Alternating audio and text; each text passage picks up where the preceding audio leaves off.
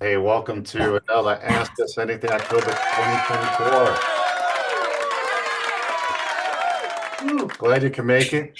JB and JC here, and we are just going to fill your hour with all types of fun information that you need to be successful as a gun dealer here in the United States. If you're new to our event, if this is your first time, here's JC and JB. I'm JB. And we'll be putting this information up at the end again during our FAQ session. So if you don't want to take a screenshot, don't worry about that. We'll get this up to you again. And we are here 24/7 to answer your calls and emails. All right, JC, what do we got today? Oh, we got a little bit of everything for y'all today. We've got those ATF stats coming at you, some updates there. We've got five stupid things. Hey, put in the chat whether or not you like those five stupid things we came up with. We always have a little bit of fun with that every month. So let us know what you think. Then we got Compliance Corner, as always, talk about some compliance issues that we've been seeing over the last month. JB is going to get you an update on the FFLC Academy and what's going on there. And then the beloved true or false, where JB asks the questions and we test our knowledge together.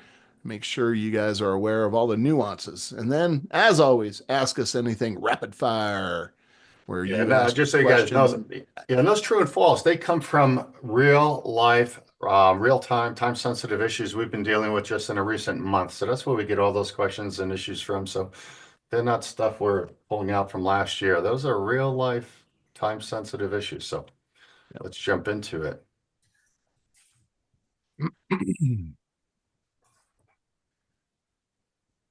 All right. So ATF stats this month. September closed out strong. 1,084 total completed inspections.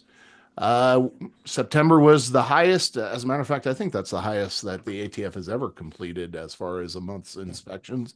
And we fully anticipated a hot number. They were blowing out inspections this month pretty fast. We saw a lot of activity where that was concerned.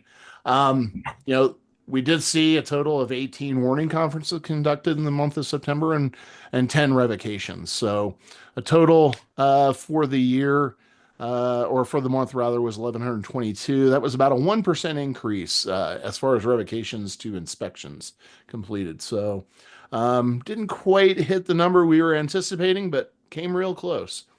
Overall, totals 9,710. Again, total completed inspections in a fiscal year. That's probably got to be the highest number ever. So 217 warning conferences, 195 total revocations. I think we were projecting or predicting about 205. So just came about 10 short. And we honestly think that's because you all are paying better attention to those deadly sins and making sure that you're double checking your work. So that's awesome. Next slide, JB. Thank you, sir. All right. So fiscal year 2023, we had 170 revocations. Fiscal year 2024 came out to 195, and that is a 13% increase. I think we were predicting about a 17% increase. So we fell a little bit short of that number, but an increase nonetheless, which probably makes our friends in the Biden-Harris administration happy, at least to a certain extent. We all know how much they love the gun industry. And this just in, inspection outcomes. This is some data that we found a little bit hidden on the ATF website. This is outcomes of inspections for 2023 and what we have so far for 2024. And as you can see, uh, we had some pretty big numbers in 2023 overall. Go ahead and hit next there, JB. Oh, there we go. There we go. So total 2023, there was 157 revoked FFLs. There were 165 FFLs that did not get revoked after going through the hearing. All right. And then there were 80 FFLs that voluntarily surrendered their license at inspection time or at the close of the inspection, right? We've talked about this many a times. That's when you hear those words, I think you really should surrender your license because the IOI has found something that's probably going to lead to a revocation.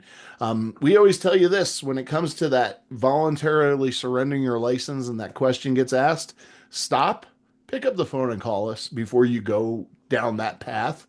There could be a way for you to avoid revocation or at least go through revocation and come out on the other side with a positive. So, all told, there were 322 revocations in 2023. What does that mean?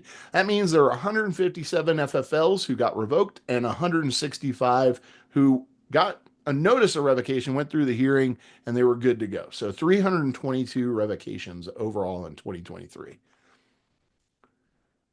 Fast forward to 2024, and I'm going to reach out to ATF and see if they can get us some updated numbers on this. They only have the first part of the year published.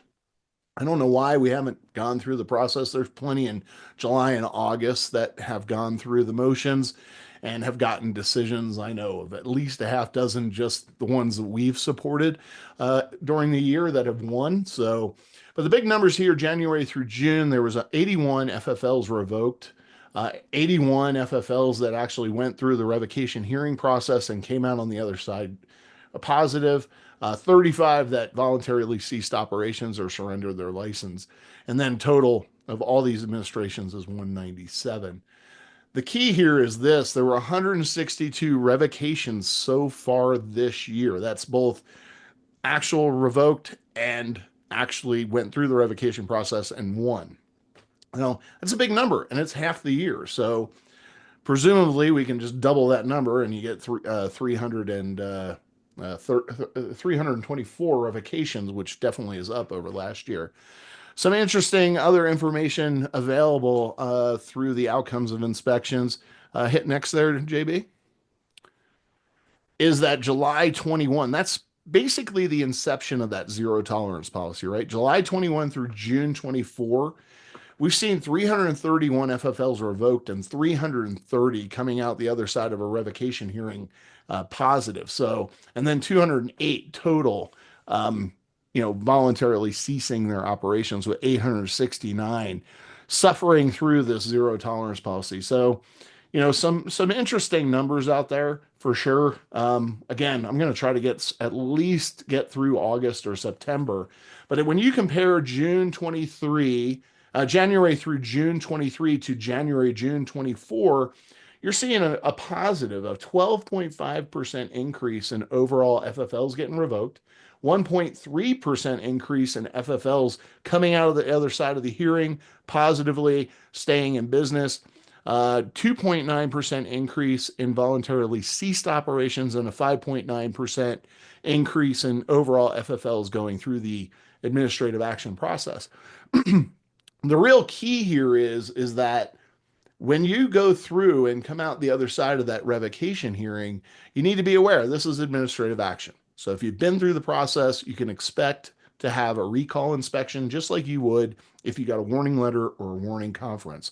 So you have to be prepared for that. Make sure you're doing everything you said you were going to do during that hearing, and make sure that you are ready.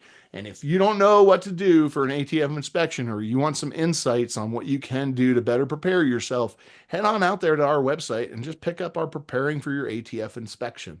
We'll be happy to help you get prepared and understand, and we'll talk about some programs that are available to you later on today. But these are some hard numbers. We're going to try to get some updated information from ATF to see if we can't get a better understanding idea of where things are going. But this is all done. These are done. FFLs have either been revoked or the FFL has been notified that they are not going to be revoked. So this is what's after everything is said and done.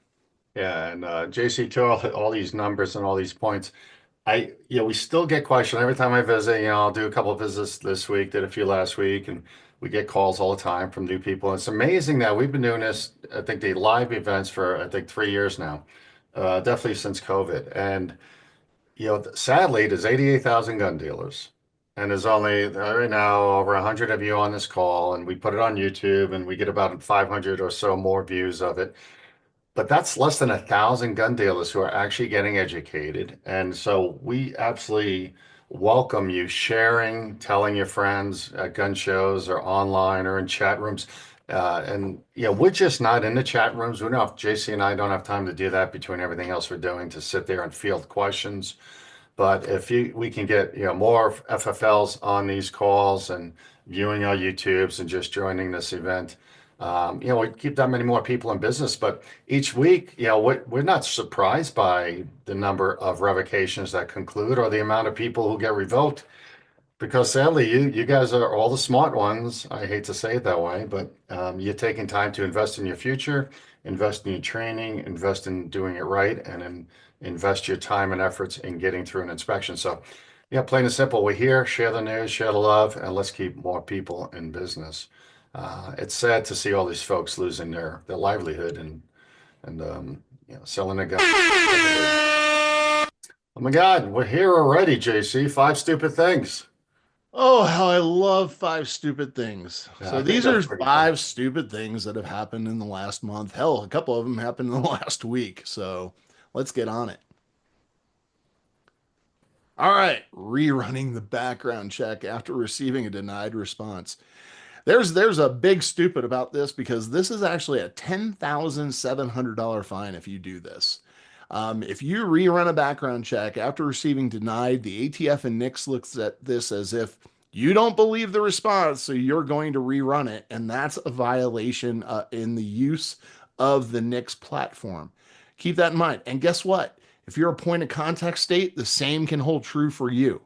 So in this situation, if you figure out, and this is actually what happened with this, if you figure out that you input the person's name wrong, or you misspelled their name, or you put in their wrong date of birth, or you put in their wrong social security number, whatever the case may be, if you did that and you need to rerun it because obviously something got screwed up, you need to go ahead and contact NICS. You need to pick up the phone and call them and cancel that background check. You can do that. It's an unknown thing. It's not written anywhere that I'm aware of, but you can call NICS, cancel that background check. What you'll do on the 4473 is you'll single line strike through the NTN that was originally issued, and you will put the new NTN that is issued to you um, issued to you in that space, and then move on with your day. But you have to cancel that NTN, so keep that in mind. But please don't just rerun the background check willy-nilly because you got it denied and realize you screwed something up. You need to take some additional steps there. Yeah, and we put this up here because I think I had two or three of these calls just in the last couple of weeks, and as the JC, and we talk here every night, no matter where we are, and we're like, oh my goodness, these people don't realize the issue behind this, Yeah. because it's a FBI violation. It's not even an ATF violation. You're using a different system when you go into NICS or your state agency, which ultimately uses NICS anyway. But the bottom line is just don't go run another background check. Or don't let your employees do that. Get the cancellation completed, get it in place, get it documented, and put your notes in box 32, and just make sure you know what number, to JC's point, one strike line through that incorrect or first initial background check result NTN number. But make sure your notes are concise and complete because you may be held accountable for them during an inspection or at some point in time to explain that, to either rebuttal or argue a penalty.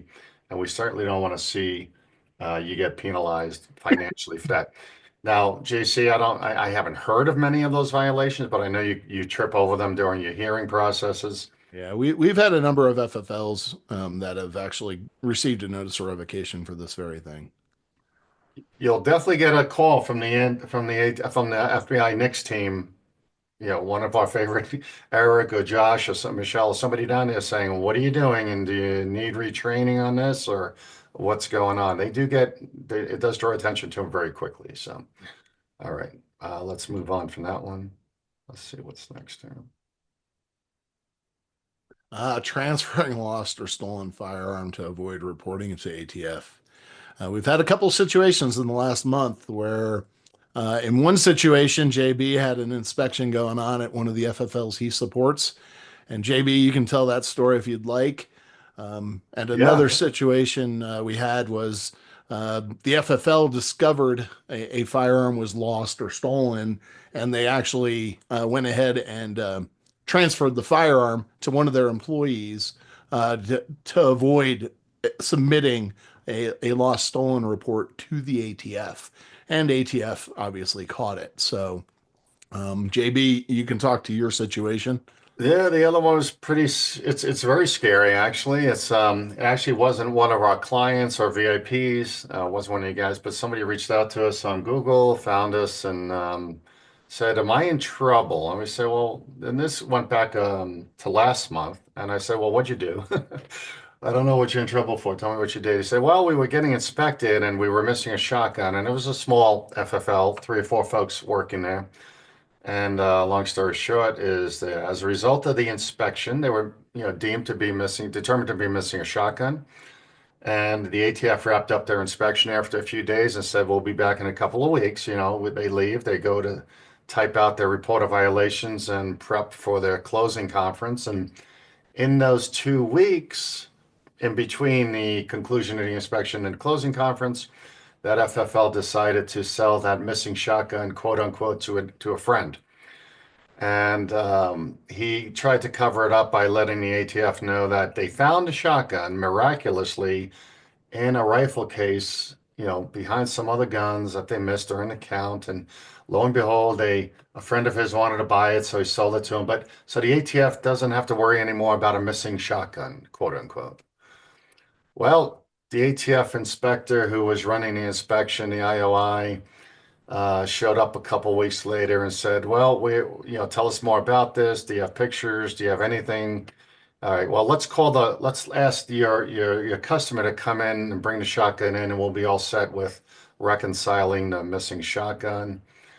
Well, you know what the end of that story is. The neighbor who turned out to thought he was doing something to help his buddy out who owned the gun shop, blew the whistle, admitted to the ATF that there was no shotgun ever in place or present.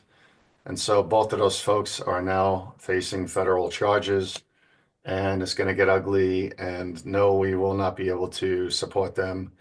JC and I decided it was way too much for anything we do like that. So it's really criminal activity. They'll have to get an attorney. Obviously, each one will have to get attorneys. It's going to cost a lot of money to stay out of jail, but we don't want to do anything like that at all when it comes to manipulating your inventory or falsifying any federal records. So that's going to get ugly. And Yep. if I Yeah. can, I'll give you an Falsifying update. records is never a good thing. So, Yeah, it'll be somebody already said, no, we will not have an answer next month for you. I'm sure it's going to take several months to get through this legal yeah. process, Yeah. but very ugly. All right, let's go next. Blaming software for errors, arguing they shouldn't be accountable. We've had FFLs who the IOI has found issues, and the response from the FFL is, well, that's a software issue. I have no control over that. If you read the rulings, 2016 1, 2, 2022-1, they all say it. You are, as the FFL, are ultimately responsible for ensuring the software you're using is compliant with the rulings. So you have to ensure that you know what you're talking about. A lot of times, we tell this to every FFL that contacts us.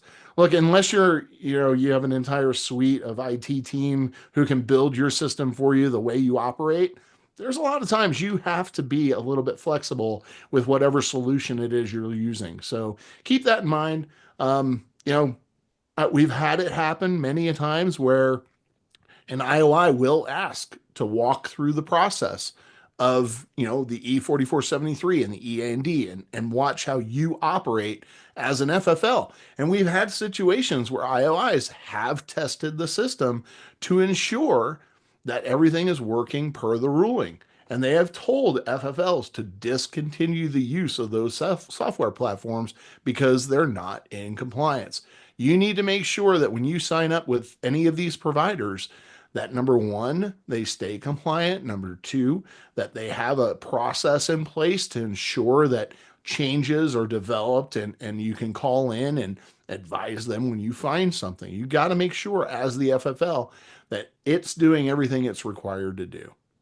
Yeah, and we get many calls throughout the month regarding software that's not working right, and we're not going to mention any one software because there's several that encounter a hurdle here and there. Sometimes it's just an update that you missed from your provider. Sometimes it's something that wasn't set up correctly during implementation and initial setup and user controls for your specific software. But at the end of the day, what we're finding is that most of the time it's user error or a training issue.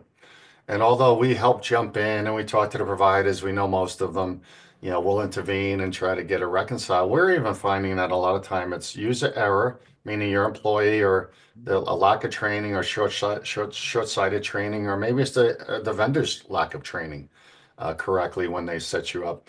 But the ATF doesn't care. It's up to you to make sure you're trained, understanding, and validating your software. We had another vendor issue last 3 weeks ago now, where it definitely was not updating pawn redemptions correctly in their system for whatever reason. There was a between the gun book and the pawn redemption part of the software. I was a pawnbroker. They had discrepancies, and thankfully, they were doing monthly inventories, and they figured out their problem very quickly. And it was a kind of a glitch that the vendor had to get involved with. But again, if it was the ATF showing up in that 3 week period saying, why are these 10 guns or 11 guns that aren't here? It'd be hard pressed for you to say, well, there were pawn redemptions that our software just didn't catch or something like that. So again, make sure your stuff is up to snuff. Make sure your training's in place, validate your system, do your inventories, and don't get caught with this type of failure. Okay. Not going to cut it. Nope. Ah, yes. So allowing the customer to complete A, C, and E, those are your sections of the ATF Form 4473.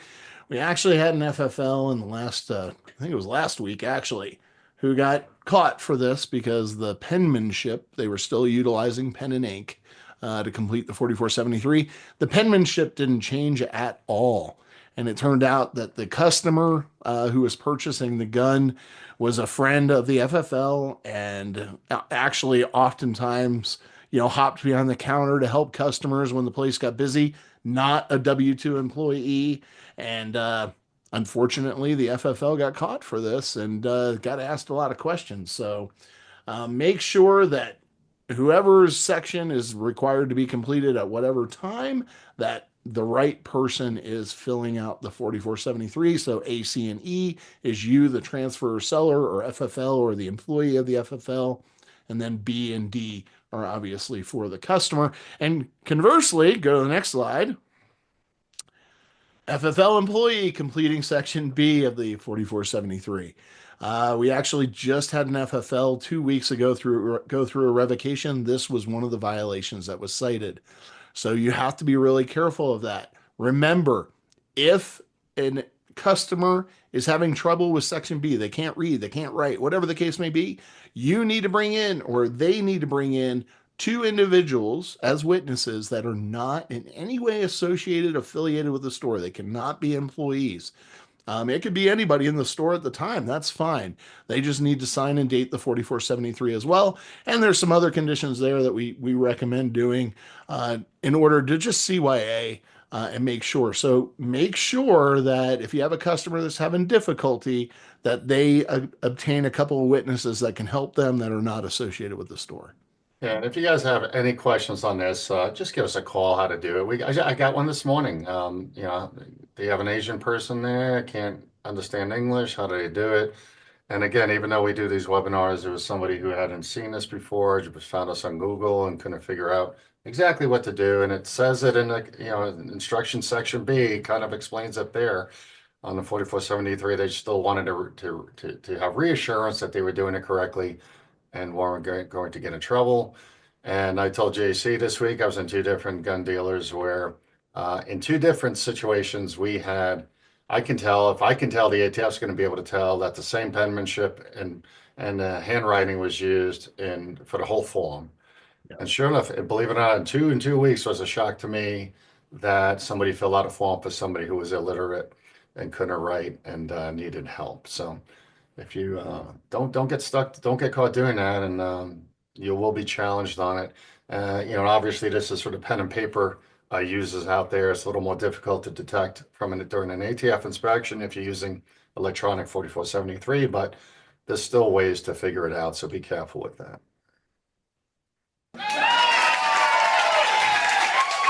Thank you. There you go. That was five stupid things, and now we're going to move on to compliance corner. So, we create a little herd around the water cooler here. So, one of our FFLs reached out to us to let us know, and by all means, the door is always open to you all. If you all hear anything out there, please let us know so we can get the word out to FFLs across the country. An IOI happened to mention in passing to an FFL that the industry should anticipate an increase in visits to FFLs that have a lot of trace requests. Now, I will tell you that the National Tracing Center, if they see an inordinate amount of activity coming out of a specific FFL or a specific area, they're definitely going to reach out to the field division that has the responsibility for that area to let them know, hey, we're seeing a lot of activity, whatever the case may be. And also keep in mind that IOIs do what's called a pre-workup before they come out for an inspection and review your traces and make a determination if you have a lot of traces. Look at how often you are getting traces. What are you getting traces for, etc. And how you're responding. Are you being responsive? Are you getting back to them within that 24-hour period? Here's what I will tell you. JB put it up on the screen there. Create and maintain that trace request log. You need to be keeping an eye on what type of trace activity you have. What types of firearms. You need to record the date you receive the trace, the date you get the information back into the National Tracing Center, who the customer was, what type of firearm, all of that. We recommend doing it in an Excel spreadsheet so you can sort it and keep an eye on what's going on, maybe with specific guns, maybe it's with specific customers, things like that. So we recommend you create and maintain that trace log. So that way, in addition, when the IOI comes in and challenges you, maybe on a delayed trace, you have the ability to say, no, I actually responded to that trace on this day. And it was within 24 hours. So I don't know what happened on the other end. I can tell you that I did submit it. So I can't tell you how often when we do our pre-inspection call and send an email that FFLs don't have any idea about how many traces they've had over the last 12 months, what type of trace activity they've had. They don't keep any type of record of that. And you're running a business and you're being held to account. So I would recommend if you're going to be held account to something, make sure you're keeping some record of it. It's same holds true with your multi-sale reports. Make sure you're keeping some sort of record. It only helps you in the long run. It's a little bit more work, but it'll get you out of trouble. Trust me, every time in case you're challenged. And there's a good reason why the ATF should be investigating or inspecting FFLs with a lot of traces because those guns are showing up in the wrong places somehow, right? The only reason a gun is being traced is because it's been identified at a crime scene or in possession of someone who probably shouldn't have had it. And hey, that's going to ring a bell. So, how long and how soon and how much, what was the time to crime for that gun showing up since it was sold in a trace? That's the other piece you want to pay special attention to. Okay. All right. What's next here? Let's see. Military transfers, JC. Military transfers. We get a lot of questions on military transfers. And yes, I totally understand it can be challenging. It can be a little bit tedious. It can be confusing. The bottom line is this. We have a military transfer guidance. I believe it's out on our website. If not, email me. I'll be happy to send it to you. But here's the bottom line. And there's some of the systems that are out there, E4473 platforms that are out there. They still kind of do it the old way. And that is what it is. Whatever. It doesn't matter. As long as you have the right information, that's all that matters. But walk through this real quick. If the individual is on active duty and stationed at whatever base is close by to you, and they live on base, the military member is going to have an on base address. They all have postal service centers. They all receive mail on base. So if they live on base in the dorms, the barracks, base housing, whatever the case may be, they're going to have an address. That is the address they are going to use in Block 10 on the 4473. If the individual lives off base, they are going to use whatever their address is off base, whether it's an apartment, condo, townhouse, house, whatever the case may be. They will use whatever address is their off base residence. Now, Another kind of caveat, and I always use Fort Campbell as a great example because Fort Campbell in Kentucky, it's actually headquartered in Kentucky, traverses both Kentucky and Tennessee. And if a military member has a decent first sergeant or supervisor or commander, they're going to tell them, hey, just so you're aware, Tennessee doesn't have state income tax, so you may want to, reside in Tennessee so you don't have to pay any state income tax and become a resident of that state. If they live off base, but in Fort Campbell, they're stationed at Fort Campbell, Kentucky, but they live in Tennessee, they're going to have to put both addresses. They're going to have to put their off base address in Tennessee, and they're going to have to put their command address in Fort Campbell, Kentucky, for an example. All right. So they'll list both addresses, and most E4473 platforms still require this because it was an old directive, but this is how it has to happen now for that scenario. Special note, okay? Military members' driver's licenses should not be used for identification purposes for firearm transfers when you are using PCS orders to establish residency. This is what ties it all together. This is what tells the ATF and NICS, or your point of contact state, that the individual is truly an active duty member of the military on PCS orders, and you are utilizing those PCS orders to establish residency. So remember that if you're using PCS orders and you're completing 26C, you should use the military CAC card for their background check, and NICS and other systems allow for that. So just keep that in mind. Don't use their DL, use their military ID. And remember, it is a felony for a military member to allow you to take a photocopy of their CAC card, so do not take photocopies of CAC cards. All right?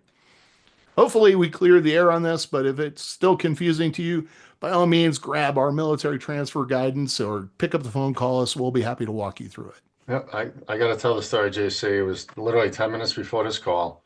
And one of our pawnbroker clients from Arkansas called and said, JB, I just want clarification. She's got a active military member standing in her store who is stationed in Arkansas. And they got a transfer in from Louisiana. And I said, okay, does he have A, B, C, and D? She goes, oh yeah, he's got his military ID and his PCS papers here, and he wants his handgun. She goes, which got transferred in from Louisiana, but his line 10 address is Louisiana. And I said, okay, well then he needs to go back to Louisiana to, unfortunately, he can only obtain that handgun in Louisiana because that's where he permanently resides, basically. And she goes, yeah. So I called the guy and he said he sent the gun over here because he didn't have anything for 26B to have proof of residency at his address on his driver's license in Louisiana. So he wants me to do the military transfer thing over here. And that's where we shoot up the flares and throw up the stop signs. And you can't force an issue because you don't meet the requirements otherwise. That's falsifying a record. And she just needed a second opinion on it because she didn't want to do it. And I said, no, you're right. I said, he needs, unfortunately, to go back and get a car registration or guess what? Get the old fishing license over in Louisiana to prove he or she lives in Louisiana for 26B. So don't be that FFL. Don't try to take a shortcut. Don't try to make it fit, as we say.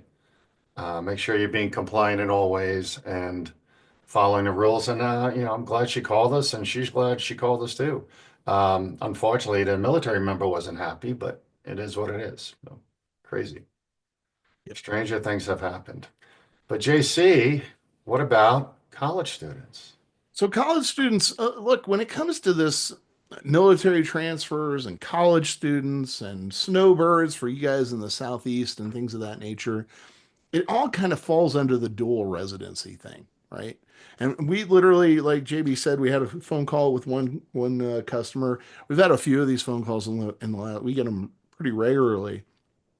If an individual, and we'll talk about college students here, if an individual has a home of record, say they, I don't know, we're in Colorado, so they're going to school in Colorado, but they're from, I don't know, California, right? If they're going to school here full time, then they've established residency here. So just like a dual resident, a snowbird situation, if they maintain a residence here and they maintain a residence in California, when they're in either state, they can go through the process. And California is a bad example because there are so many regulations. So we'll say they live in Utah. All right, let's change it to Utah. So they live in Utah. That's their state of residence, but they're going to school in Colorado. They can establish residency because they're a full-time student in Colorado. And basically, they just have to give the same thing like supplemental documents to show they have residency in the state of Colorado while they're attending school. Meanwhile, if they go home to Utah, they can buy a gun in Utah and utilize their home of record in Utah to establish residency to buy a firearm there. So keep that in mind that this is no different than a snowbird scenario, and there's instructions on the 4473 for those scenarios. It's a dual residency situation. Now, let's talk about California and other states that are very restrictive. The individual needs to keep in mind that although they have established residency in the example of Colorado, and they can purchase a firearm here based on whatever, is allowed in the state of Colorado. If they want to take that firearm back in a situation where they're a resident of California, they may have some hiccups there that they need to take into consideration before they buy that gun. So just make them aware that, hey, look, I know you're, from both places and you've established residency in both, but know that when you go home, you're going to have to jump through some hoops to take this firearm home with you. You don't have any responsibility for that, but it is good customer service. Yeah. And guys, there's so many different tentacles to these issues. If you got questions, please just type them into that chat room. We'll get to them at the end and try to get them answered for you. Let's moving on here. We've got more compliance corner, arm brace ruling, JC. What do we got about the arm brace ruling? Well, what we have is an injunction. It's basically vacated the I think it's a Fifth District Court of Texas. I'm trying to remember. Has vacated that final rule. We're still waiting on the ATF to appeal it. They did submit that they were going to appeal that, but it never happened. So we're still waiting on them to see whether or not they're going to appeal. As it stands right now, we know that the final rule is going through, or final rule on frame and receiver is in front of SCOTUS at this time. You can actually listen in to some of the arguments on that, which were pretty interesting to me. I sat in on a couple different periods of time there for those arguments. So we'll see what happens with that. But the bottom line is this: it's vacated for now. Arm braces are legal again. But I will tell you this: anyone that submitted that Form 1 submission for that grace period, for the amnesty period, and received a conditional approval, they just need to hold tight. It's a conditional approval pending the outcome of that final rule and the challenges to that final rule. ATF did submit that they were going to appeal that court's decision to vacate the final rule, but have not as of yet. So for right now, that conditional approval means that Form 1 has been approved, and that is an NFA firearm, and it needs to stay in its configuration until something finally happens where that final rule is vacated or overturned or whatever the case may be. So just pay attention to that. Make sure that you stay aware and watch what's going on with this. We fully anticipate all of this being overturned at some point, but it's going to take time. It always does. All right. Moving on to legal updates, stuff you guys need to know about. Without getting crazy detailed, we're just going to give you some summary information here to stay abreast of the issues. State of Washington, yes, you do now have House Bill 2118 approved up there for implementation and compliance next July. We will be spending more time on this in January. But if you haven't read into it and you're in the state of Washington, please be aware you have very strict security guidelines coming into place regarding continuing your business and jumping through all the hoops and spending a lot of money, unfortunately, to update and upgrade your security practices and programs and facilities and bars on windows and cameras and recording. And it's a long list of ugliness. We sympathize for you, but here's why we want to mention it to everyone is this could be coming to a state near you if you're not in tune to your legalities, your governance, your party bills that are being proposed, either with or without your knowledge.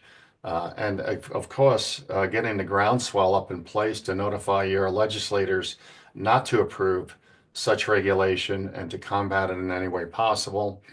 Yes, there are many, whether it be Second Amendment Foundation or NSSF or FPC or others looking at how to argue this outlandish legislation that's been approved, but it doesn't happen fast.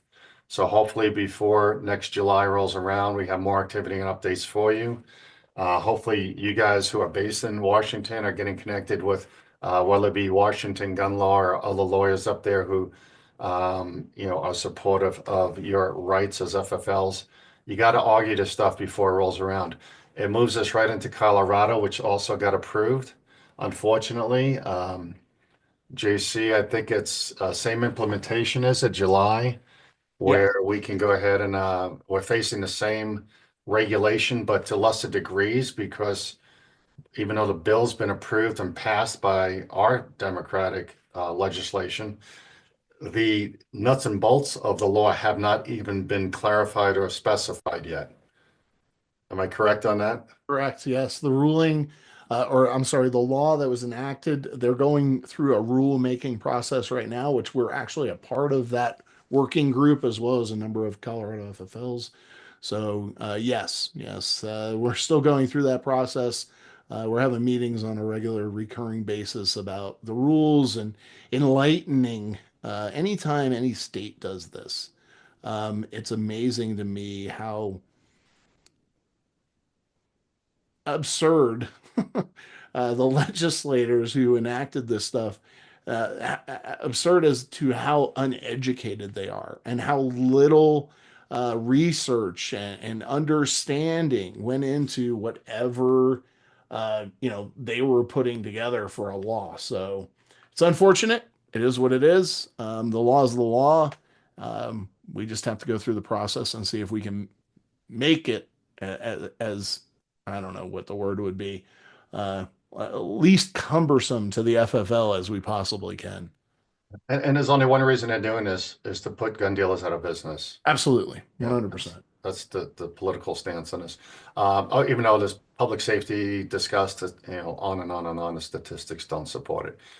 State of Maryland, you have the assault weapon ban being in November, being discussed and repealed or appealed, hopefully at the state level. This has been in the courts since last year.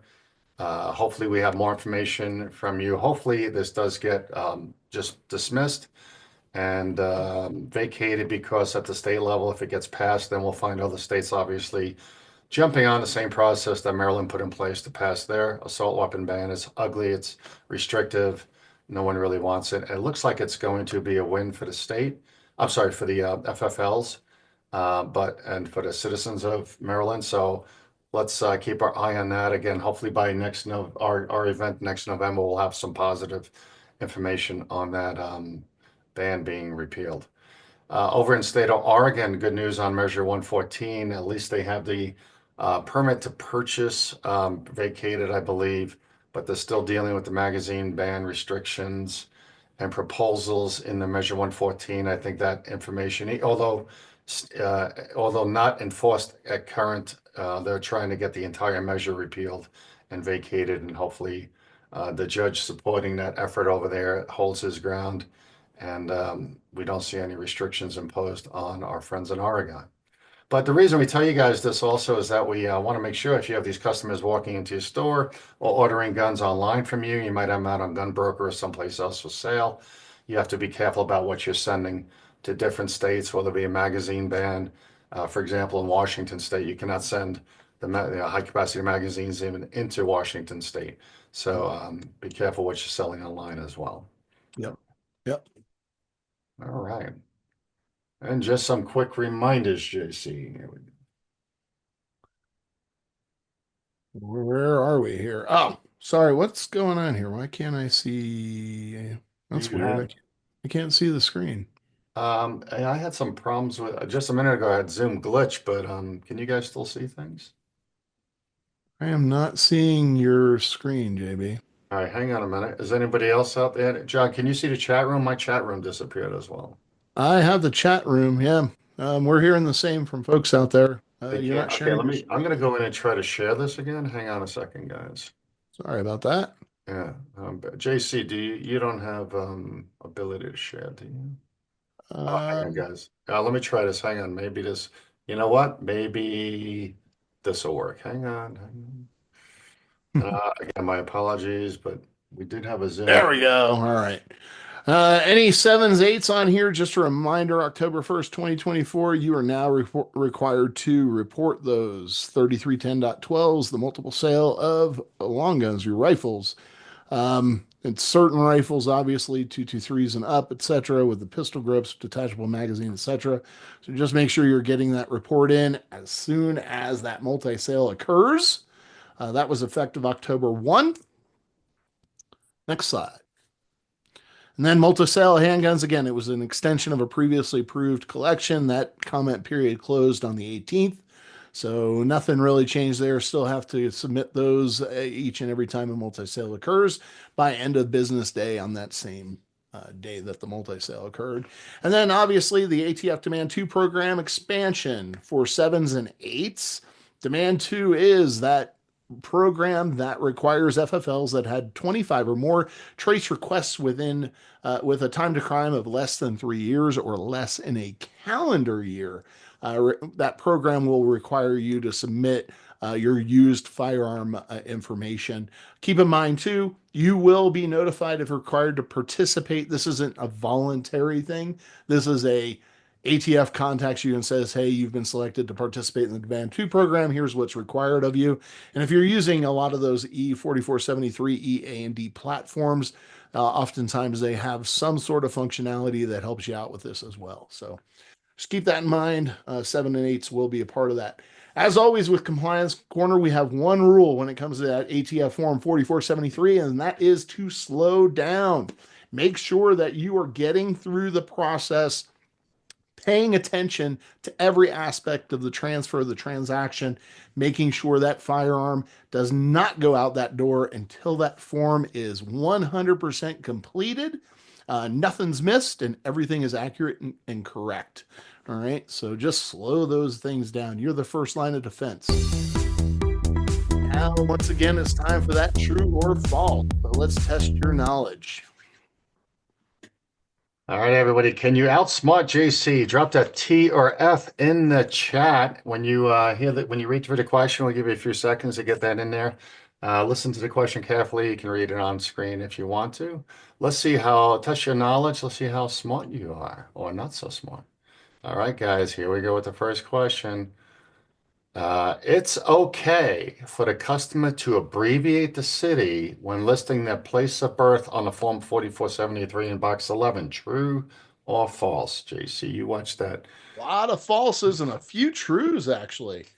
That They is can false. abbreviate the city in the place of birth box. True or That false? is false, JB. That is 100% false. No Indies, no St. Pete's, no NYC's. What are some other ones? Yeah, Chattanooga, No San Pensacola, Fran, no LA. You have to be LACA spelled is out. not acceptable, right? You can abbreviate the state, but you can't abbreviate the city. We see it all the time.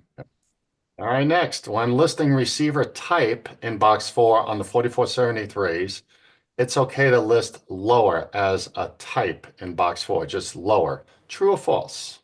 We got a ton of falses. Good job, everybody. Yes, that is false. That is correct. Uppers, lowers, none of that nomenclature matters. It's a receiver is a receiver. Doesn't matter if it has a stock on it, fire control unit, whatever the case may be. The type is receiver, not lower receiver, not completed receiver, none of that. So Next question. Some upper receivers for rifles, as well as pistol fire control units, FCUs, may have to be acquired and managed like completed firearms. True or false? They have to be acquired and managed. we've actually been seeing this a lot. The last few months, we've been seeing a lot of this happening. A lot of this product coming in. Yes, that is true. 100%. Good job, everybody.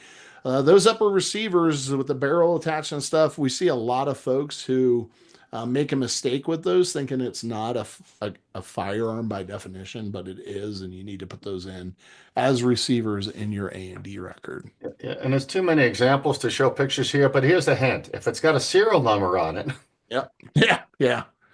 Yeah. I start remember way back when, I think it was the Ruger had the upper was the actual firearm, and people were calling us and saying, "Hey, why does the barrel and the chamber have a serial number on it?" Well, that's because it's the receiver. So, yep. All right, when selling a completed AR, I should list the caliber as multi if multi is stamped on the receiver. True or false? What do we got here? Everybody's coming in. Ah, a couple trues, bunch of falses. What do you think? There you go, false. Absolutely. Absolutely. If a completed AR platform rifle, in other words, it's got, you pull the trigger, it goes bang, it's got the barrel, it's got the bolt control group or um, uh, bolt carrier group, sorry. If it's got everything ready to go and it's ready to be a firearm, it's a firearm, and you must go ahead and record whatever it is chambered in. So, and oftentimes, yes, Brian Smith, it is whatever the barrel says. And sometimes you have to go through some excruciating pain to find it on the barrel. So sometimes it's at the muzzle, sometimes it's at the chamber. Yeah, whatever. And that could be an AR pistol or rifle. That's correct. Okay.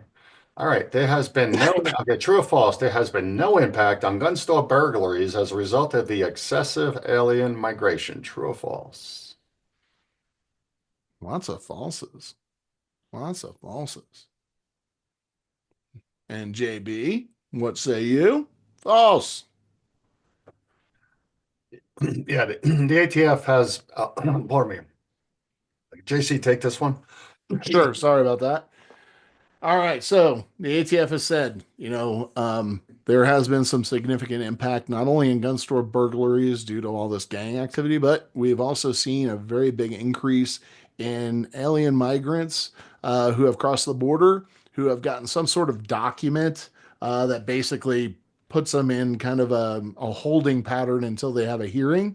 And they're trying to purchase firearms with that. You need to make sure you're scrutinizing those alien immigrants and understanding how they're in the country and what documentation they have. A lot of times you'll see the document actually say this is not a visa. It does not offer anything. It just says you've registered. So be paying attention to that. Yeah. They know they can buy firearms due to that loophole of the hunting license thing. So you need to be making sure you're paying attention.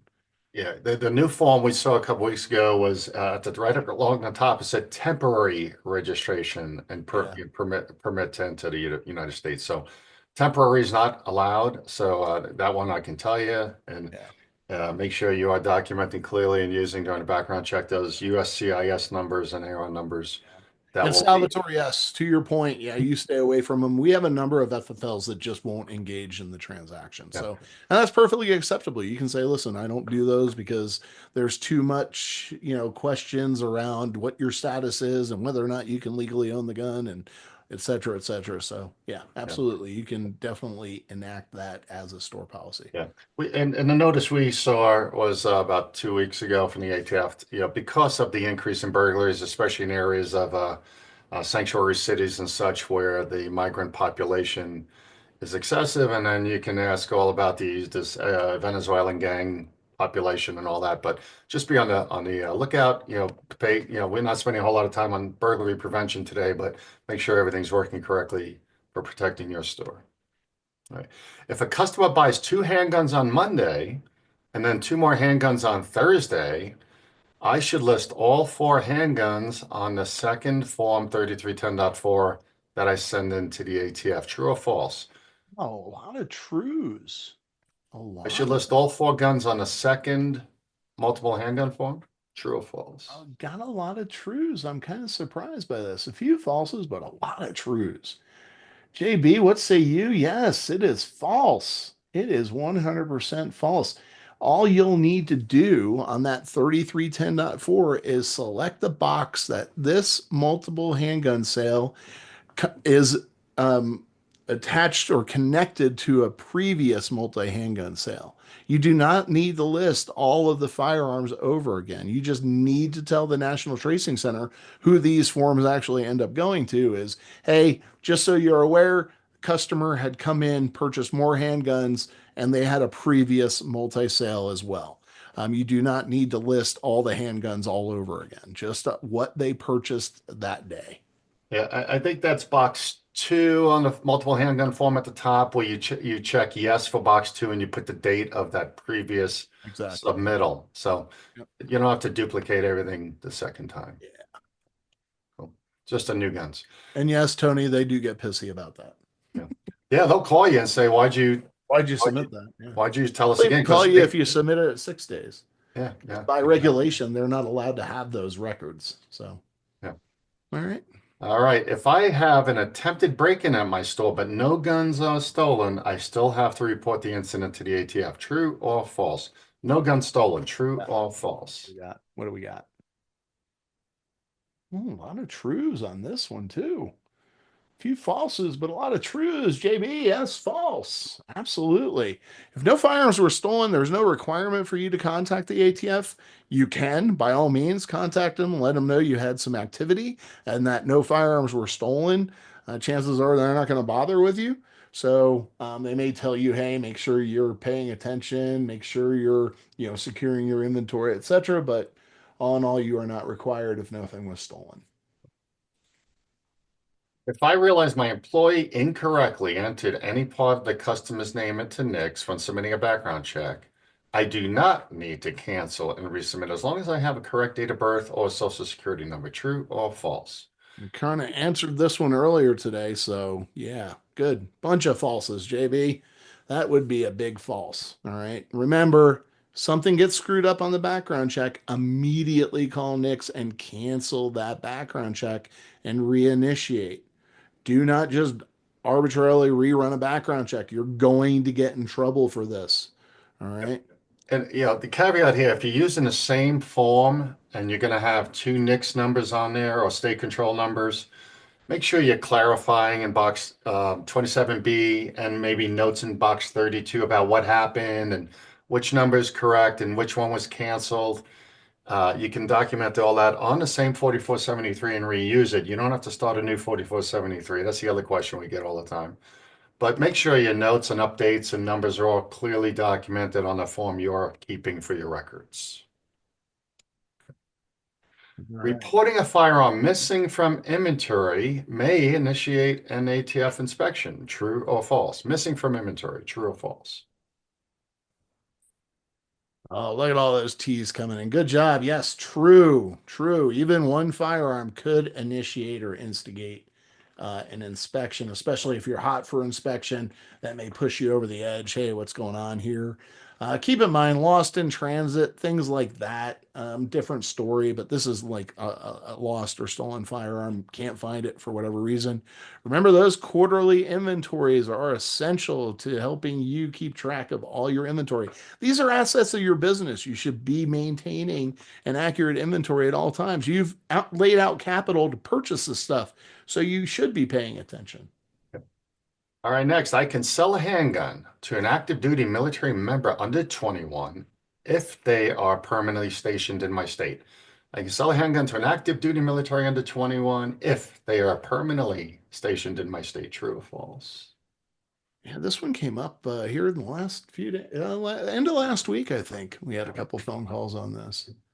Look at that. Yeah, nice falses. Give me that false. Absolutely. Doesn't matter. Federal law supersedes everything. I understand that he's a military member and he, can get a firearm, a handgun out of the armory or whatever and use it for duty purposes. But as far as civilian is concerned, he's under 21, he or she, they cannot purchase a handgun. Yeah, and I don't know if it's out of ignorance, intentional, or something somebody's reading on the chat room, but we got like three or four of these in the last month, and we haven't, this is very unusual for all of a sudden active military personnel to be under, 19, 20 years old wanting to buy a handgun. So Yeah. they're stating, well, I'm a resident of the state, I'm active, here's my PCS orders, but too bad. Yeah. All right, if I notice that a customer checks yes to Form 4473, question 21G regarding being adjudicated mentally defective, and I believe that they didn't understand the question, I can explain the question to them, true or false. Adjudicated mentally defective. I think they misunderstood the question. Can I explain it to them because they marked it yes. A lot of falses, a few trues, and the answer is false. You cannot, explain the questions or change the verbiage so they better understand. You just need to tell the customer, hey, listen, I can't help you with that question. You're just going to have to read it and try to understand it to the best of your ability. And if it's still concerning to you, you can stop what you're doing right now and go speak to an attorney to make a determination. But I can't help you with that question. Yeah, a lot of our clients revisit. They've actually taken the word adjudicated and took it right, copied and pasted it right from Google or Webster's dictionary online and put it on a big piece of paper in big font and laminated it and left it right there at the 4473 counter so they understand what that means. So could be a little homemade best practice for you too. All right, for our SOTs out there, JC, if some people selling suppressors, if a customer submits a Form 4 for a suppressor Mm. and moves to another state before the Form 4 is approved, I can simply transfer the suppressor to another SOT dealer in his or her new state of residence to complete the transfer after it is approved by the ATF. Oh So, my God, how many times this happens? I can't believe how many people either A, do this very thing, or B, completely forget that they spent all this money on a device and then they move out of state and lo and behold, they're like, well, what do I have to do? Well, what you have to do is go ahead and withdraw that Form 4 or void it if it got approved and bring it back into your inventory, then Form 3 it to another FFL SOT and have them start the process all over again. Once they've left the state, they are done. They no longer have residency. Too bad because it has to be in the state of the FFL. So, and unfortunate, it's false. yeah, it's false. And I bring this, I was in a SOT dealer last Wednesday where and they have a great practice in place. Anybody buying a suppressor or shop or a rifle or anything else, hey, do you plan on moving in the next year? That's the first question before they even show them anything. Somebody is interested, they look at a driver's license and make sure they're going to be ready to do this. But before they start any paperwork, hey, are you planning to move within the next year? Because that's going to be a problem. All right. All right, here we go. All right, guys, that was good, true and false. All right, just a quick note. We want to remind you guys, FFLC Academy is alive and up, but it is changing platforms. Just a reminder, we mentioned this last month. It's all getting moved in November, so you need to go out there. If you've completed any courses, there's over 3,200 courses completed. I think we have over 2,600 students now. Congratulations if you've gone through the training or you have your employees gone through the training. Make sure they go out and watch that first video right here, getting started with my FFLC Academy. It shows you how to print your certificates of completion. But it also tells you first and foremost, go update your name to be the proper name so that it prints correctly on your certificate of completion.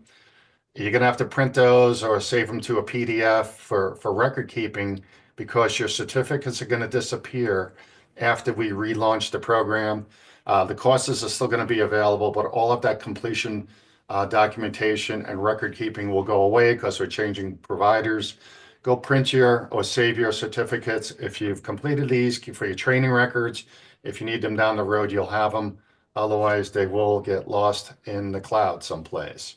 So again, go out to the Academy. If you haven't signed up or never heard about this before, just go out to our website right there, courses.fflcacademy.com. Start with that getting started video and have fun learning and improving your knowledge. And JC, we got the leaderboard. Woohoo! Need some music behind Yes. this one next month. There Oh, we yeah. go. All right. Hey, congratulations, Enrique down in Texas.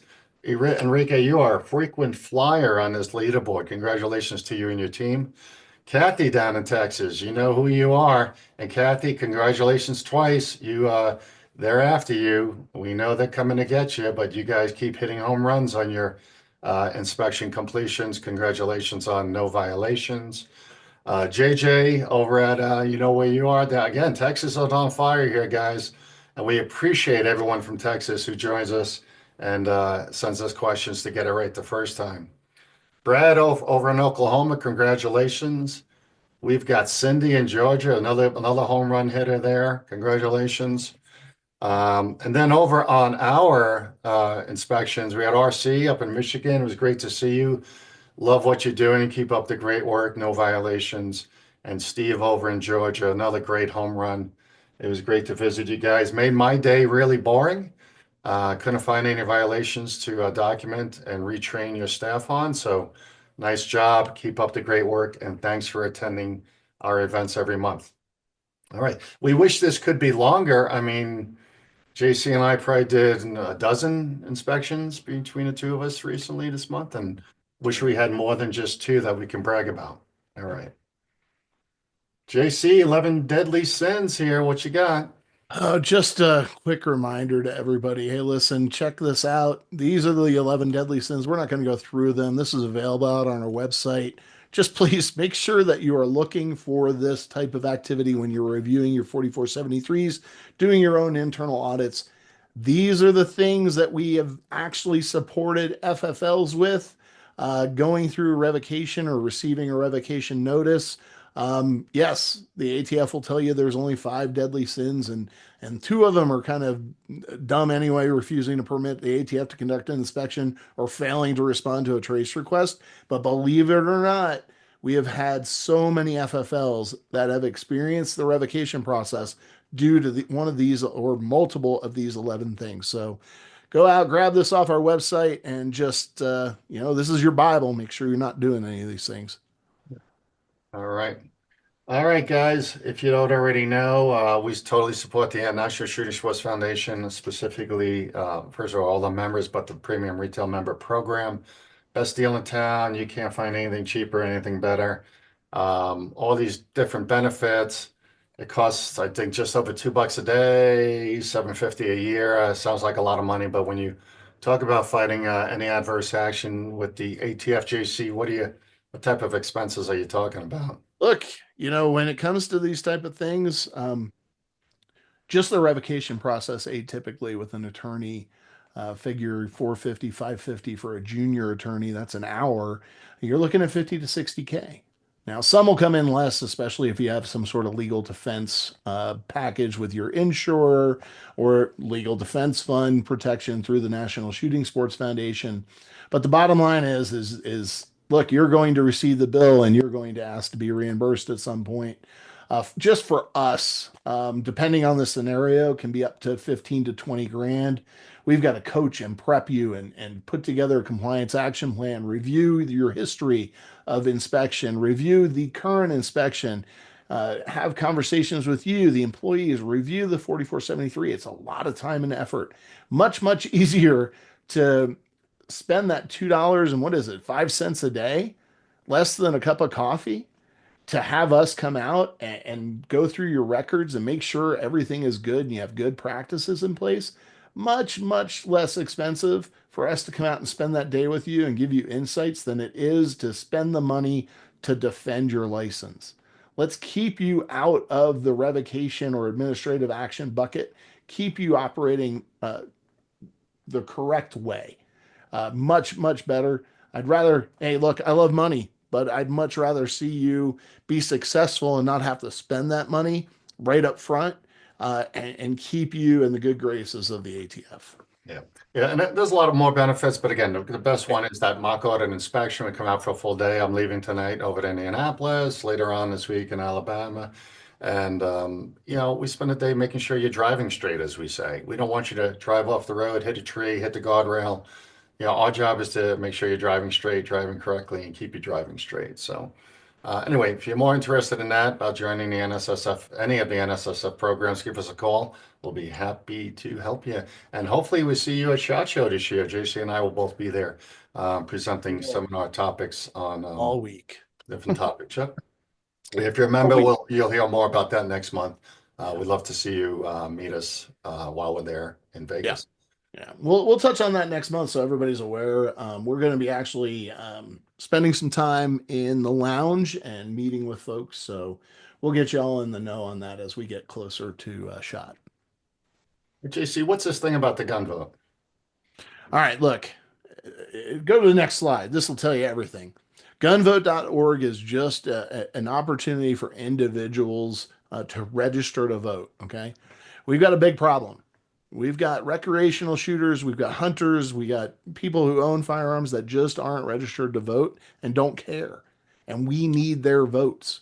We need people in office that are going to protect our industry. Right now, we are fighting an uphill battle.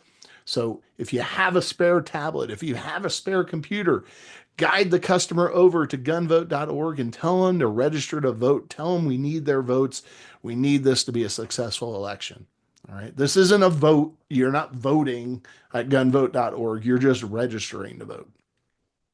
And we all know we need the right change in our administration to make sure we suppress any anti-gun rules, lobbies, legislation, et cetera, and make sure we have our own thoughts in mind and protected by hopefully a new administration. So there you go, gunvote.org. Help us out if you could. All right, JC, it is rapid fire All time. right. Are you ready? Hopefully, everybody, we're going to run through this. If you haven't been through this before, keep typing your questions into the chat room and we'll get those answered. And we appreciate you guys being here. But let me start off way back with Salvatore. His first question was, how do I write in the A&D book when I sell to police departments guns for department use? What do I put Two in? things need to happen with firearm sales to any government agency, whether it's a law enforcement agency, the military, whoever the case may be. If it's a government entity, you will need to get a PO. PO needs to be somewhat detailed. Buying 15 Glock 43s, whatever, 9 millimeters. Okay. You keep that PO on file, and when you dispose of those firearms to the agency, you're simply just going to dispose it to the agency name and their address. For law enforcement agencies, kind of a best practice, not a requirement. We always tell you go ahead and get something on letterhead from the chief or a command person that says, hey, we're issuing a PO number X for 15 Glock 43 firearms and 9 millimeter from so and so FFL. That's a best practice. Again, you don't have to do it, but something good to keep on file so you can prove that you sold those firearms to a law enforcement agency. Yeah. All right. Hey, now, Salvatore is also asking anyone with a Shadow Systems armor or manual, please let him know. Salvatore Leone here in the chat room. All right. On the I just says on the CBI form, I can't find UK. England is the closest choice. Is that acceptable? Oh yeah, absolutely. Yeah. I'm trying to think there's Great Britain in there. I can't remember, but England is totally acceptable. Yeah. Absolutely. They're not going to get too tizzy on that one. No. Thank you everyone who voted for Trump. Awesome. Thank you. James says I'm a type 7 here in Northwest North Dakota. They haven't been here for over 10 years. It drives me nuts. I know they are coming though. Tired of the daily stressing, but I keep pretending the knock on the door is on the way. So James, hey, and we haven't heard from you in a while, but we hopefully straightened you out over the last couple of years. The issue is we heard recently, not only are people with a lot of traces going to get inspected, but anyone who hasn't been inspected in 10 years has risen to the priority list as per Lisa Colombo, the new, well, not new, the current Assistant Attorney General of the United States. So she's the woman that we know of who is really overseeing ATF activities. So if you're nearing that 10 years or if you're more than 10 years, I would be inspection ready every day. Oh And yeah, 10 again, years if they show anywhere. If, up, if you're anywhere near 10 years, a little shy of 10 years, over 10 years, you are definitely hot for inspection. Lisa Monaco and AG and DOJ is all pushed down. You will get inspected. So your yeah, problem is you're where you're at, and that's the hang up. And as you get further and further into winter, it might be a stretch for them to get to you. yeah, and here's the deal. Don't expect the last inspector to be your next inspector. They're not allowed to do that. Nope. And just because somebody had a good inspection nearby recently or anything like that, don't expect yours to go the same way. As we have found out, we've had the same inspector show up in two different stores in the same month and treat two different FFLs totally different. So, as we say, it all depends how they're feeling that day. and how much pressure they do or don't have for whatever their strategy is in their regional office, et cetera. So, um, here DH is asking, Maine rarely has a full middle name on a license or state ID. Is it absolutely required to get some other form of documentation to verify that on the form as opposed to simply asking them their middle name for verification? No, you have to get some other form of a government document identification, whether it be their social security card, their passport, whatever, to verify that is their middle name. And the reason being is we run into these situations quite a bit where an individual who's buying a gun is prohibited, and their first name and last name is the same as somebody else in their family, and they put down the other person's middle name to conceal their true identity, or they'll put down they're a senior and they'll put down the junior information to conceal their identity. So you need to verify their true identity. Yeah, we're getting a lot of calls on this, guys, because a lot of states are just inadvertently truncating that middle name or just putting middle initials. I forget which states they are. Arizona, I think, is for one, It's and kind of Nevada. funny too, because I could have swore that there was something in the Real ID Act that said something about that, but I've been quite surprised that so many states are abbreviating or leaving it off. That's odd to me, but hey, And hey, whatever. put it on you post it on your in your chat room on your Facebook, or put it on your website. You tackle that one before the customer shows up and gets disappointed that they don't have some supplementary documentation. Right. Yeah. And don't get caught doing this. We have people doing this. They run the background check and they say, oh, okay, you're probably going to get delayed, but come back when you come back with your proof, then I'll hand you the gun. You have to have that proof before you submit it to NICS. Yeah. Yeah. Yeah. Yeah. All right. Gerald says, can you spend a little time just discussing PMF markings, personally manufactured firearms marking when a licensed manufacturer assembles a firearm using a customer supplied receiver? All right. PMS. I'm going to tell you this right now. Pawnbrokers, gunsmiths, FFL dealers, whatever the case may be. You want to deal in PMFs, you're getting yourself into a liability situation because you don't know how well that person knows how to manufacture a firearm. Okay. That's my first thing. Um, eh, Pawnbrokers and dealers who buy used firearms, if you're buying PMFs, you're getting yourself into a scary situation because you just don't know the quality of workmanship.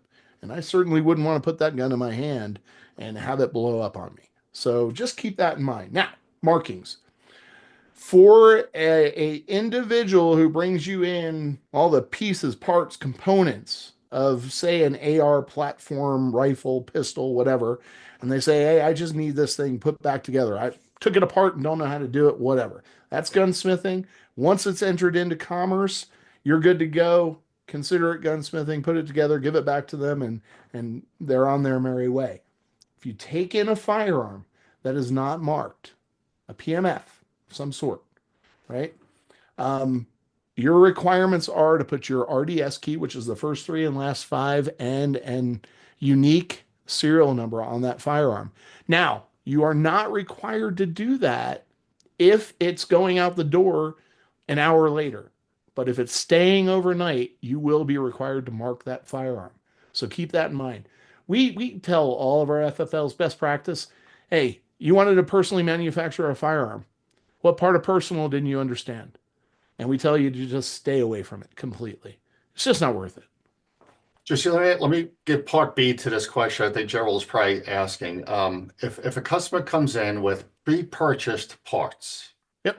a parts kit, a receiver, and wants me as a guns, and now in this term, a gunsmith, Yep. put that gun together, do I have any requirements to mark that gun in that scenario? No. No, the firearm's already been entered into commerce. Somebody else sold it to that individual. That would just be a gunsmithing activity. Yeah. So Okay. you So have no requirements to mark in that scenario. okay, I'm only marking it then if I bought the parts wholesale and Correct. put it together. If it's not been entered into commerce, it has not been sold. It's gone from licensee to licensee. That has not been entered into commerce, so therefore you are required to mark it. And in that situation, you would adopt almost everything on the firearm. The only thing you would be required to mark is your FFL name or trade name and your city and state. All right, Mike says, under any circumstance, am I able to send a rifle to California if the pistol grip and an adjustable stock are included? Would I need to remove those items from the shipment to stay compliant? Yes, yeah, there would be a number of things that you'd have to do to include registering with the state of California. So there's some stuff there that you're going to be required to do, and it'd be a big question on how much of that firearm in the end would actually be transferable to California. Yeah, and you could go online to doj.org and .gov rather, and we have a lot of those links and such. Yeah, if you want to send me an email, jclark at fflconsultants.com, I can send you our kind of quick reference for California and how to register and go through the motions of getting approval and what you can do and what you can't do and all that other stuff. California is just, it ain't worth it. Yeah, I think most of you realize don't ship a gun to California and let that guy figure it out on the other end. The FFL is going to get real mad, refuse your shipment, and possibly report you to ATF as well. Yep. So, Yeah, you have to have approval to ship any firearm to California. all right, Rich says, why should not use service members' driver's license for the background check? Why should I not use service members' driver's license for the background check? That's one. He says, I list both DL and CAC information on 4473. Colorado Instant Check online system. You have to pick a state. If it is out of state, then the military question pops up.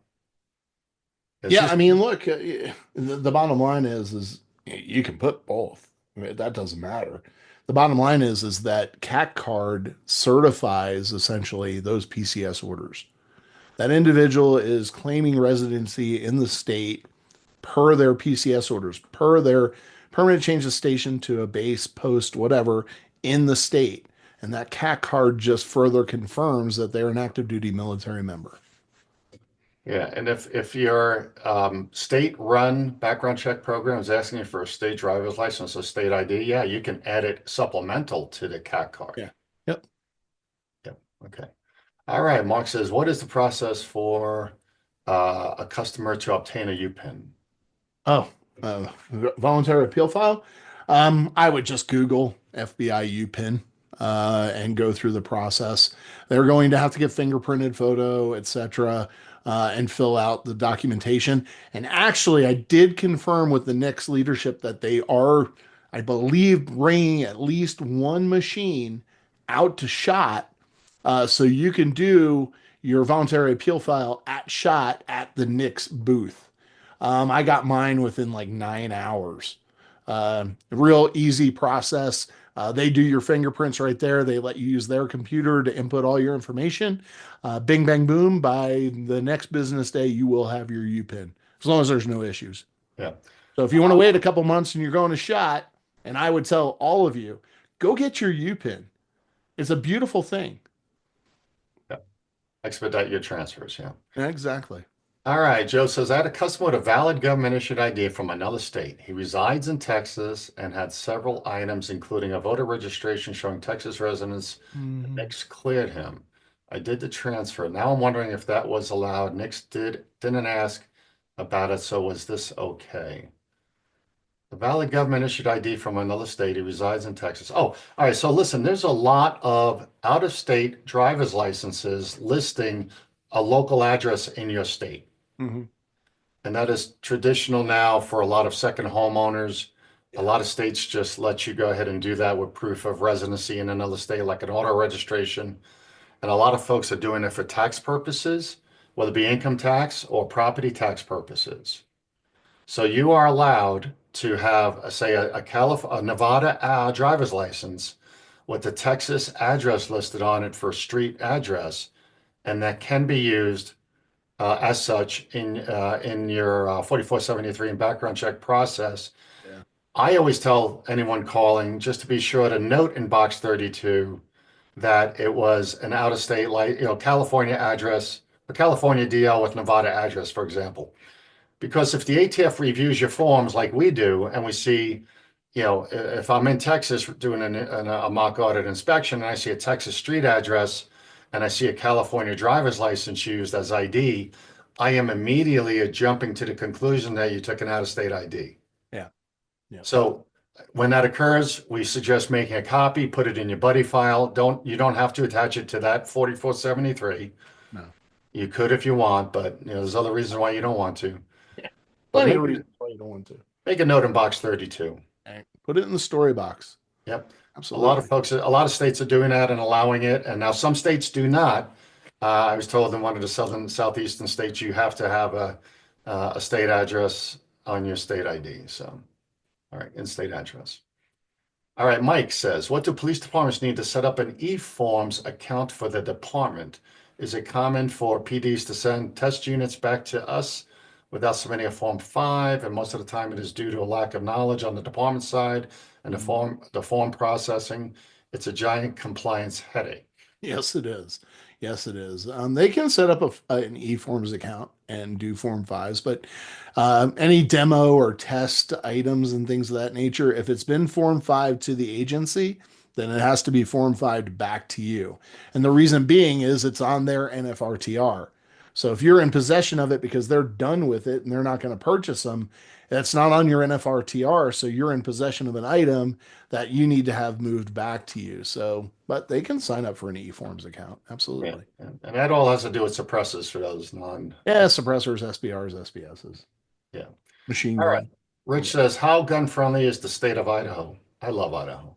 Idaho is very gun friendly. Unfortunately, there's a migration of individuals, I won't use the word, that are moving to Idaho and ruining the state, but they're a gun friendly state. Yeah. Just both here. Okay, so all right. Have we been to California recently, John? Not really. I have not been. JC, you've been out I'd there? have to look at my. I think I was there probably mid to late spring. So I come out to California. Yeah, We've but got quite a few FFLs that are out there that we support. wherever you sign up as a NSSF premium member, we go, no matter Yeah. where you are. Alaska included. If you want me in Alaska, sign up. Yep. All right. Everything. Bryce that says We have a best lot of practice for selling a firearm for a customer, please. What is the best practice? for I'll give selling. you, I'll give you mine real fast. Huh. Customer wants to see a firearm. First thing you do is ask for ID. If you don't know the customer, they're a stranger, ask for ID. Figure out if they're in state, figure out if they're 21 or over, see if they live locally, see if they're from, the other side of the state. I mean, there's so many questions you can start to derive off of that ID initially. Yeah. And if they're a stranger and you're not feeling too comfortable with that person, hold the ID until you show them a firearm and the firearm gets returned to you. And at that point and we teach this process, we've been teaching it for 20 years, at all the big box retailers. Yeah. One for one. You give me an ID, I give you a gun. You give me the gun back, I give you the ID back, and make sure it's valid and their picture's on it. We've had that mistake and error occur also. And the other thing we know is that a felon will probably never hand you their ID because they don't want to be identified as attempting to purchase a firearm. That can lead them right back to imprisonment. Yeah, the thing we teach is qualify intent, qualify interest. Get to know your customer, especially if you have a range, if you teach concealed carry classes, if you're in a state that is NICS exempt and you can transfer a firearm without going through a background check if they have a concealed carry permit. I always tell my FFLs, if you're in one of those states, ask them, do you have a concealed carry permit and a driver's license? Is it valid? Is the address correct? Is it complete? Blah, blah, blah. Make sure the license is valid. Make sure the concealed carry permit is valid. It offers you everything we teach. It ties into customer service, ties into expanding that sale, right? Because you're not making money on the gun. You're making money on the accessories, on the training, education, on the range if you have a gun range. So all of these things that you could be asking right up front qualifies their interest, qualifies their intent. And you can get them into more products and guide them the proper direction as far as the firearm is concerned. So. Yeah, and guys and girls, if you're selling a gun strictly for the money and not asking about interest and intent, genuine interest, genuine intent, you're gonna wind up in trouble down the road, especially as the requirements for gun dealers become more strict and harder to follow. And again, out on FFLC Academy, we go through a lot of what we just talked about through the 4473 training and the straw purchase prevention training. So get your employees on board with that. All right. Russell says, we recently had a customer who has a house near our business, but also one in South Padre, which is his driver's license address, so that's down in Texas. Mhm. When we ran the NICS, it was delayed. Shortly after that, he told my son that he had an LTC, license to carry. As we started the NICS and had the delay, we told him that he had to wait for the Brady date before we could transfer. On the NICS site, after the Brady date, the status changed to open. It has been more than 30 days now, so this is no longer valid, but it's said to submit a new background check because it's over 30 days. My understanding is that after the Brady date, we have other, at Brady Day, we can do transfer unless we have other concerns. Is there a potential issue as the status stayed as open till the 30-day point? Yeah. So what happens with a background check is you have that, and you're in Texas, so this is very true for you guys, especially. So when you submit to NICS a background check, for that first 72 hours, and that's 3 government business days, it'll stay in a delay status. Once the 3 day wait expires, it transitions to open, meaning they're still waiting on a response from whatever jurisdiction there was a concern in. Now, obviously, because it's past the Brady date, by law, you can transfer that firearm. Once you've initiated a background check, they can have a bazillion LTCs. I could care less. You've initiated a background check. You've decided to supersede the exception. So the LTC just goes away. I don't care. Don't accept that LTC.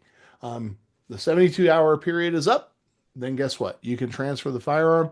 If your policy is not to transfer a firearm until you receive a proceed and that background check expires, that 30-day expiration, if you want to transfer that firearm to them, you're going to have to start a new 4473 and a new background check at that point. So, uh, Or, or JC, couldn't he, after that 30 days, start a new 4473 and then use the LTC as a oh change? yeah, absolutely. I mean, you meet the exception. Yeah. So, and Yeah. look, it could be who the hell knows what why it's sitting in an open status.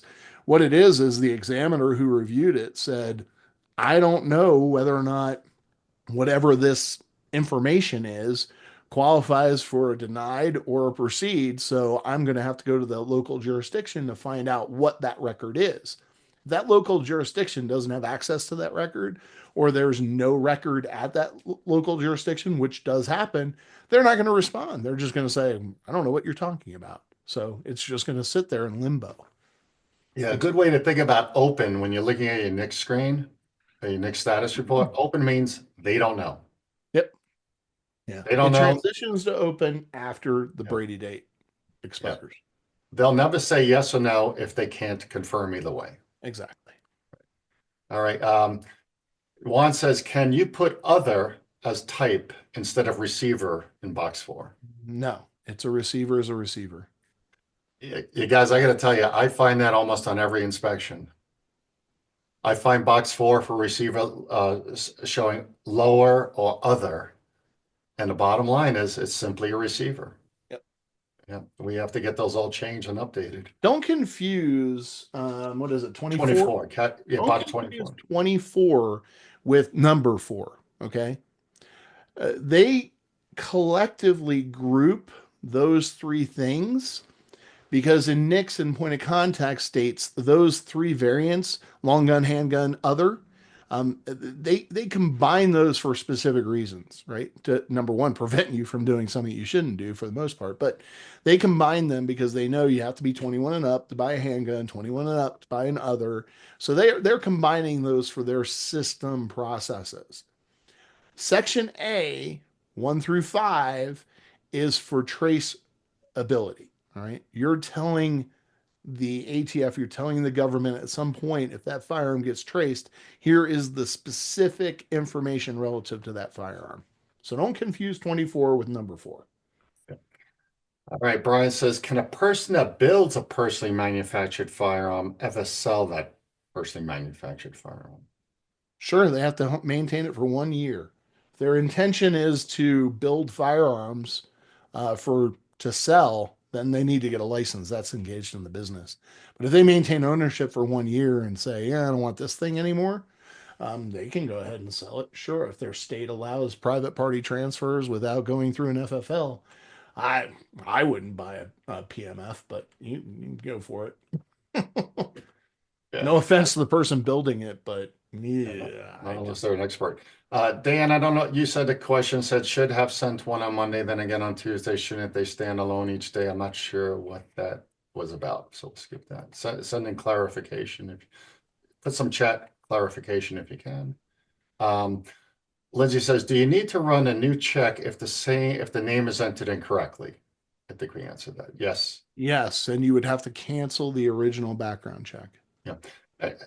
And the issue is this, guys, your computer, when you key that in, is just talking to the computer. So if you misspell the name Michael or Stephen with a V versus a PH or anything like that, if you're missing one letter off part of a name, the computers are not going to recognize it as the correct person. And that's why it's so critical to cancel it and resubmit it. Yeah. And you can cancel it two ways. You can cancel it from your next screen. But if you've already, if it's still open and researching, but if you receive the disposition, we recommend calling Nix and getting that canceled. Okay, confirm it and make note of who you talk to. All right. Mustafa, in regards to a cancel background check, this was a good topic today, I guess. In regards to canceling a background check that was entered incorrectly, Illinois is being a point of contact state. How would we go about canceling a Nix in Illinois? You would have to call the Illinois State Police to do that. Yeah, yeah. Yeah, we had one last week, 2 weeks ago in Illinois. And the only way to do it is they don't have an option on the screen. You have to call them because of the way they do the background check. I believe state of Washington might be similar. I'm not sure. All right. Okay, keep going. Next question, scrolling. Recently had a permanent resident with an expired green card with a letter extending the validation for 20 more 4 months would have been able to transfer a firearm to this person, yes or no? Yes. Yeah, we're getting a lot of those lately, the extension letters. And as long as that extension letter appears to be valid, issued by I think it's DHS, Department of Homeland Security, and acknowledging and also identifying the USCIS number that matches the original green card. I believe that would be acceptable. JC for line 20. Oh, if you're an alien, yes. Yep. Yeah, extension letters. Yeah. Yep. Yep. And yep. And again, that's probably one of those things you want to make a copy of and put it in your buddy file. Yeah, you gotta watch. There's a lot of folks, and I've had friends that have gone through the naturalization process, and they'll actually, because it costs a lot of money to renew your resident alien cards and such. They'll actually allow their resident alien card to expire because they're going through a naturalization process and they're really close to being sworn in as a U.S. citizen. And just so you're aware, if they pay attention to this personal permanent resident alien cards as well, because we've had situations where individuals allow them to expire because they're so close to becoming naturalized as a U.S. citizen. You can't accept those, and then they're kind of in this limbo in the country illegally, but not. So you have to be careful of that as well. All right, Mark, good question. Do we have to submit the multiple handgun form when facilitating private transfers? Private party transfers? And the answer is yes. Went through this a couple weeks ago with a F5PB over in ATF's firearms industry program branch. Yep. There's only two times that you don't have to submit a multiple sale form, and that is returning of consignment to the same person in which they were received, or returning upon redemption to the same person in which it was received. If you do a pawn redemption to another individual because they have the pawn ticket and they have and it's two handguns, you have to submit a multi-sale. All right. Yeah, and I'm glad we clarified that. JC, I've had a lot of questions on the consignment issue recently as well. Jake? Salvador, yes, two frames are not handguns. They're frames. Yeah, a frame and a shockwave is not a shotgun either. It's not a long gun, but anyway. Jake had to throw this wrench in here, JC, and I'm glad he did because it's a good question. Jake says, I know you went over this today already, but you said an employee of the store cannot fill out their own 4473, but that's not what we said. We just said an employee should not fill out sections Not be- be- pertaining to the transfer seller to the FFL. So an employee can only fill out A, C, and E. The customer can only fill out B and D, nobody else. okay, but in the case where the FFL is buying his or her own handgun and Yep. processing their own transfer, Yep. You can fill out the whole 4473. right? You And can be both the buyer and the seller. It's Jake, odd. It's unusual, but yes, you can. I see a lot of it, and you're right, Jake. But Jake, I'm glad you asked because if you're the only person at the store that morning or that night or you're a home-based dealer, you are completing sections A, B, C, D, and E yourself. Yep. Yes, good question. Thank you for asking. Just please make sure you're not buying like your entire inventory all the time because then you're going to be looking like you're getting an FFL in order to, facilitate the growth of your personal collection. Right. ATF doesn't like that. Yeah. All right. Rich says, I gave the gunvote.org info to several FFLs in California and also to the CRPA. Not sure it has worked. I will check this week. Thank you, Rich. You get 2 thumbs up from us. I don't know how to do that on here. Maybe I did. I gave you a thumbs up. All right. Um, Dan says, JB again. Oh, Dan, this old prepper, give me a ring. We'll set up a new visit.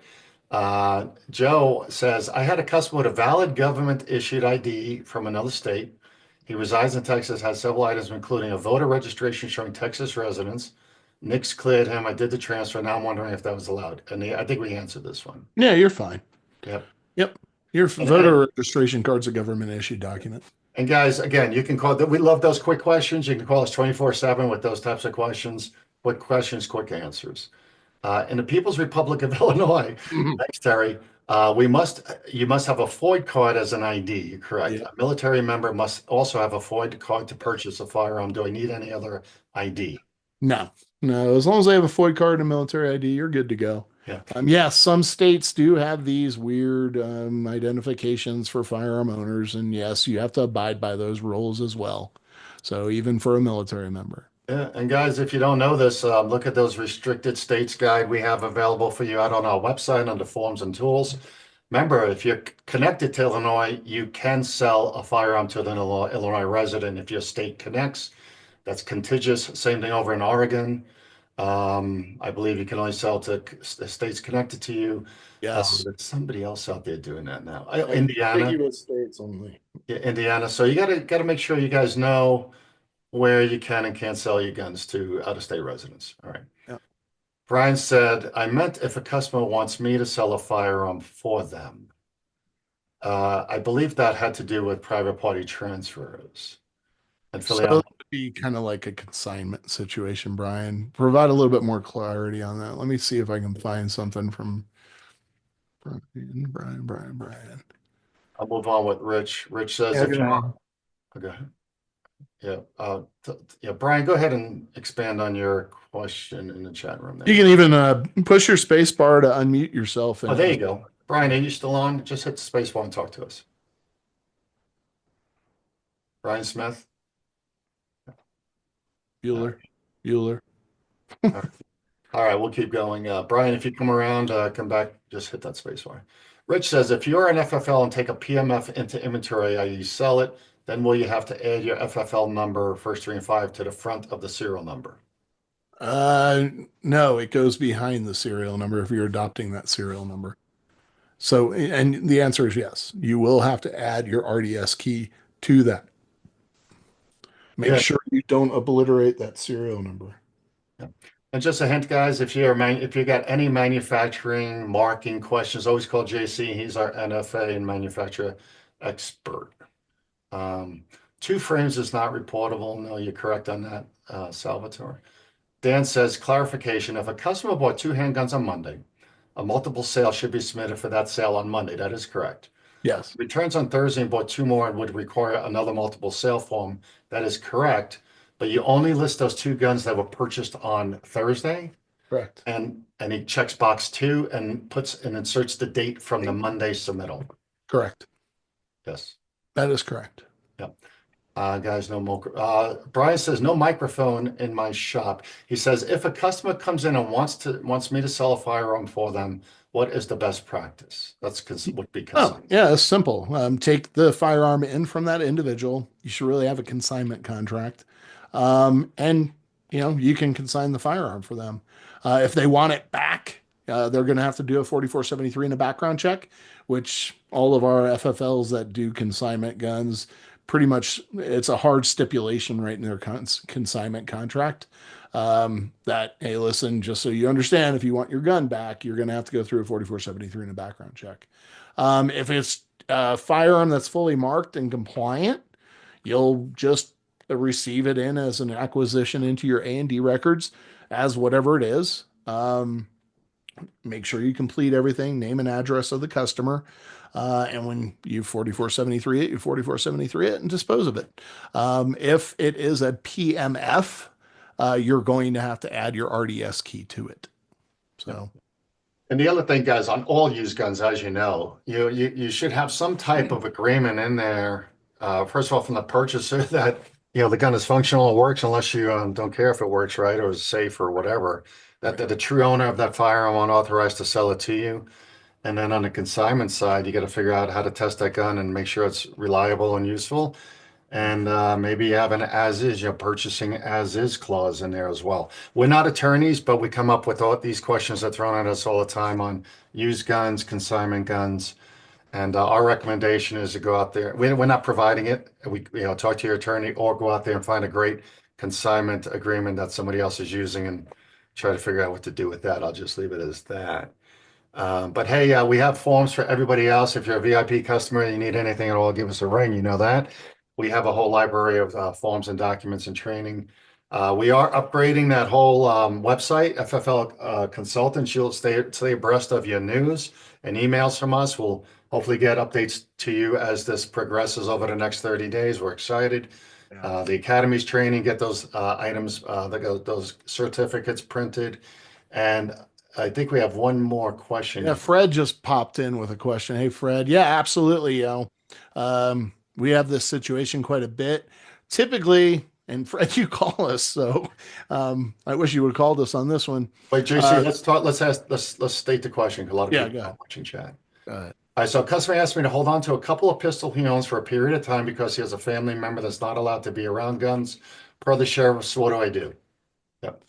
So here's the bottom line. The first thing that we always recommend on that is maybe get a little safe, even a firebox that they can only have the key to, that they only have the combination to, and mark it, with a label that says firearms contained in this box, FFL does not have access. They are the personal property of X.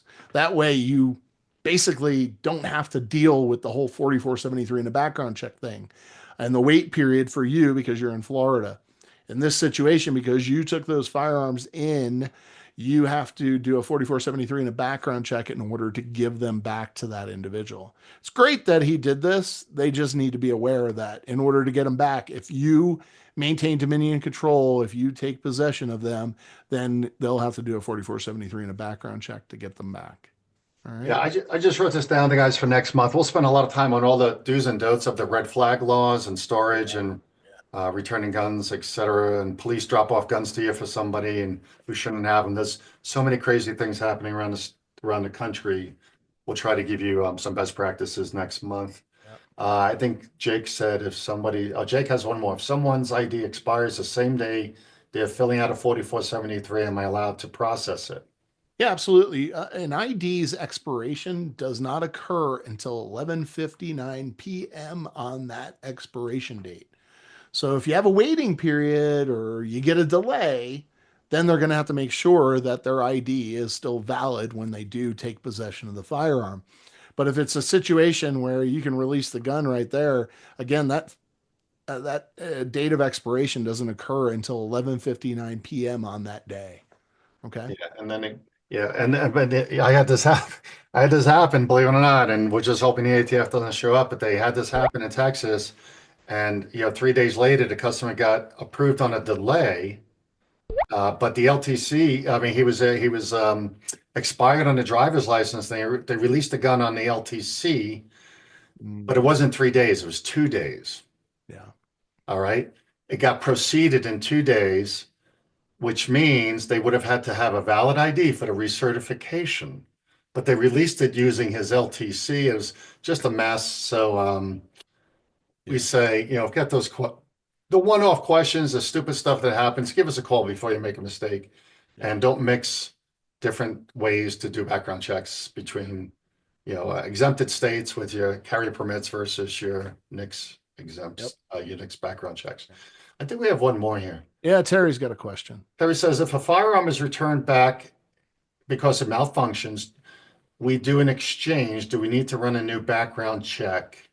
No, Ooh, good one. you would take that firearm into gunsmithing to determine its malfunction, and see if it was something. It would be no different than going back to the manufacturer for a replacement. So what you would do, you'd take it into gunsmithing and you'd basically process um, a disposition of a new firearm of the same type, and manufacturer model, etc. And that's how you dispose of that firearm. And as always, send your questions in to us, call us, text us, and we hope you have a great rest of the month and happy Halloween, right, JC? Happy Halloween, everybody. All right, guys. Thanks a lot, and we'll see you soon.